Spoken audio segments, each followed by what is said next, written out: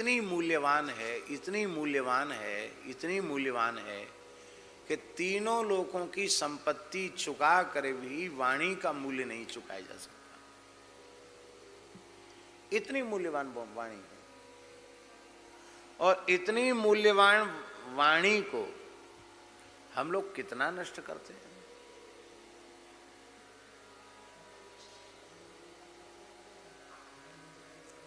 वाणी की यथार्थ में वाणी की पूरी महिमा समझ में आ जाए तो व्यक्ति मौन हो जाएगा। बोले क्या बोले, मौन हो जाएगा। वाणी की महिमा ही समझ में नहीं आई। हमको कभी कभी अवसर मिलता है,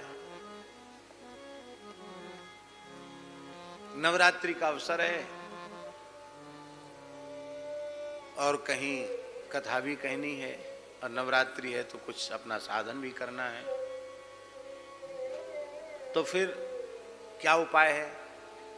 बोले उपाय यही है कि 3 घंटे कथा में बोलेंगे, उसके बाद न किसी से मिलेंगे न बोलेंगे। तो इतने नियम से न किसी से बोलेंगे न किसी से मिलेंगे, इतने नियम से इतनी फुर्सत मिल जाती है, इतनी फुर्सत मिल जाती है कि सारा जप पाठ डेवड़ा दुगना हो जाता है, विश्राम को भी समय मिल जाता है, समय से फलाहार भी कर लें, समय से सो भी जाएं, और केवल बोलने की बात, मिलने की बात, उसी में सब समय नष्ट हो जाता है। साधक को अल्प भाषण करना चाहिए। मौनम सर्वार्थ साधनम, मौन संपूर्ण अर्थ का साधन करने वाला है।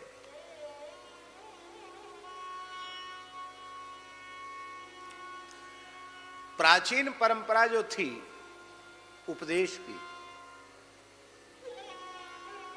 वो सूत्रात्मक ही थी। इसलिए हमारे यहां नारद भक्ति सूत्र, पातंजलि योग सूत्र, ब्रह्म सूत्र, व्याकरण भी महर्षि पाणिनि के सूत्र, उसके भी मूल 14 सूत्र, चतुर्दश माहेश्वर सूत्र।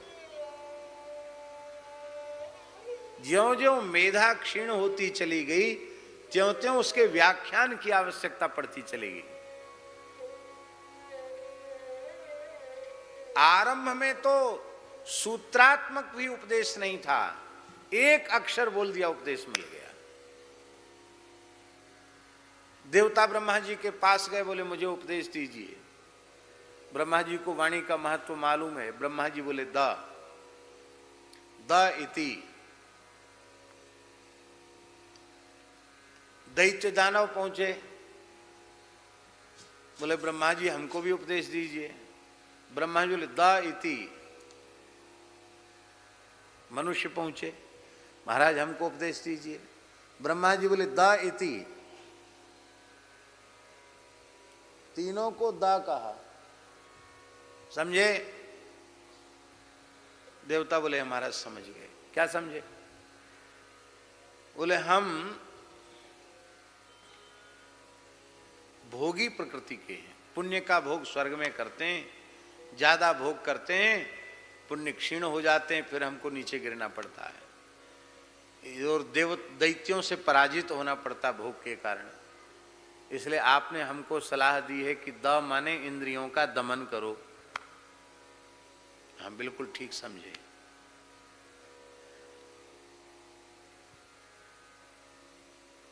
दैत्यों से पूछा तुमने क्या समझा? दैत्य बोले महाराज हमारे कोई अलग से सिंह पूंछ थोड़े ही आपने बना दिए हैं, हम लोगों में निर्दयता है, किसी प्राणी पर हम दया नहीं करते हैं, इसलिए हमको दानव कहते हैं, दैत्य कहते हैं, राक्षस कहते हैं। यदि हम दया भाव धारण कर लें तो हम भी पूज्य हो जाएंगे। अब बिल्कुल ठीक समझा, तुम्हारा कल्याण सब प्राणियों पर दया करने में है, फिर तुम असुर नहीं रह जाओगे, फिर तुम दैत्य नहीं रह जाओगे। मनुष्यों से पूछा तुमने क्या समझा? मनुष्यों ने कहा महाराज हमने यही समझा कि मनुष्य यह जानता है कि सब कुछ नष्ट हो जाने वाला है, फूड़ी कौड़ी भी साथ जाने वाली नहीं है। लंगोटी भी तो साथ लेके नहीं जा सकते। फिर भी मनुष्य दिनों रात भोगों के संग्रह में, संपत्ति के संग्रह में लगा हुआ है। लोभ पूर्वक छल कपट दंभ का आश्रय लेकर के धन येन केन प्रकारेण धन का संग्रह हो, इसी में लगा हुआ है। तो आपने हमसे कहा कि भोग मत करो, दान करो। द माने दान, माने तुम्हारे व्यवहार से परिवार, तुम्हारे अपने और अपने परिवार के, कुटुंब के व्यवहार से जो भी कोई वस्तु पदार्थ अधिक है, उस वस्तु पदार्थ को जो अभावग्रस्त प्राणी हैं, जिन्हें उसकी आवश्यकता है और उपलब्ध नहीं हो रहा है, उनको आप दो। इसी का नाम दान है। दान दो प्रकार का होता है। एक तो शास्त्रीय नित्य नैमित्तिक दान, उसमें तो शास्त्रीय व्यवस्था है, ब्राह्मण को दान देना चाहिए, संकल्पित दान।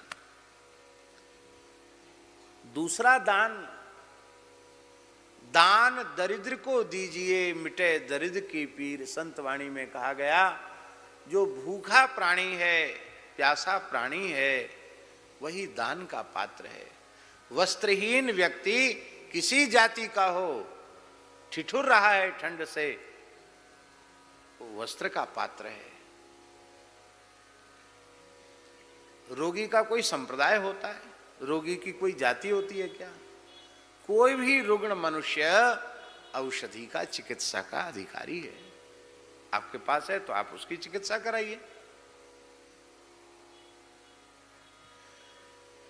शिक्षा, चिकित्सा, अन्न, वस्त्र, इसका अधिकार सबको है कि नहीं? आपके अपने भोगने से ज्यादा है और दूसरों के पास बिल्कुल भी नहीं है, आप उनको दीजिए। इसी का नाम दान। मनुष्य का कल्याण इसी में है। प्रगट चार पद धर्म के कलिमहु एक प्रधान, ये न केन विधि दीने दान करे कल्याण।